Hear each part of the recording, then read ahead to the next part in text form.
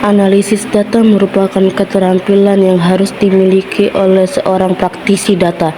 Proses analisis data membutuhkan pemikiran kritis dan pemecahan masalah yang baik. Keterampilan ini diperlukan untuk menentukan metode analisis data yang benar. Penggunaan metode analisis yang tepat memberikan dampak yang signifikan terhadap hasil analisis. Jika kamu salah memilih metode analisis data, kamu mungkin tidak mendapatkan hasil yang diinginkan, yang tentunya membutuhkan waktu dan tenaga. Jenis analisis data. Secara umum, teknik analisis data terbagi menjadi dua kategori, yaitu teknik analisis data untuk penelitian kualitatif dan kuantitatif. Berikut penjelasannya. A. Teknik analisis data kualitatif. Analisis data kualitatif adalah analisis data yang diperoleh dari proses pengumpulan data, dimulai dengan kajian pustaka, partisipasi, dan wawancara. B. Teknik analisis data kuantitatif.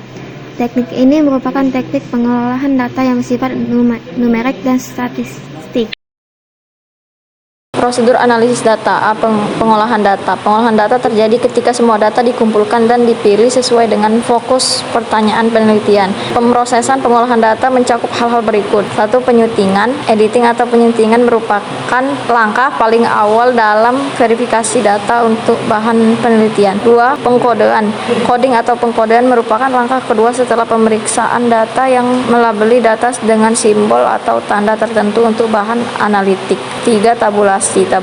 Tabulasi adalah kompilasi atau penyajian informasi sesuai dengan masalah penelitian. Aspek privasi dalam pengumpulan data. Memahami aspek privasi dalam pengumpulan data, kompetensi dasar. Pertama, memahami kaidah-kaidah dalam pengumpulan data. Yang kedua, mengolah sistem manajemen sistem data privat dan data publik. Yang ketiga, menjelaskan fungsi fitur-fitur dalam membuat visualisasi data. Yang keempat, menjalankan sistem animasi yang digunakan dalam visualisasi data. Faktor aspek privasi. A. Faktor personal. Perbedaan dalam latar belakang pribadi akan berhubungan dengan kebutuhan akan privasi. Penelitian Weldon dalam Prabowo 1998 menemukan adanya perbedaan jenis kelamin mempengaruhi kebutuhan akan privasi dan cara merespon kondisi pada saat sesak. Faktor situasional. Kepuasan terhadap kebutuhan akan privasi sangat berhubungan dengan seberapa besar lingkungan mengizinkan orang-orang di dalamnya untuk menyendiri. Situasi fisik sekitar juga mempengaruhi kebutuhan privasi seseorang. Faktor budaya. Dalam beberapa riset menunjukkan bahwa pada tiap-tiap budaya tidak ditemukan adanya perbedaan dalam banyaknya privasi yang diinginkan. Sangat berbeda dengan cara bagaimana mereka mendapatkan privasi. Desain lingkungan yang dipengaruhi budaya, seperti rumah adat, juga mempengaruhi privasi.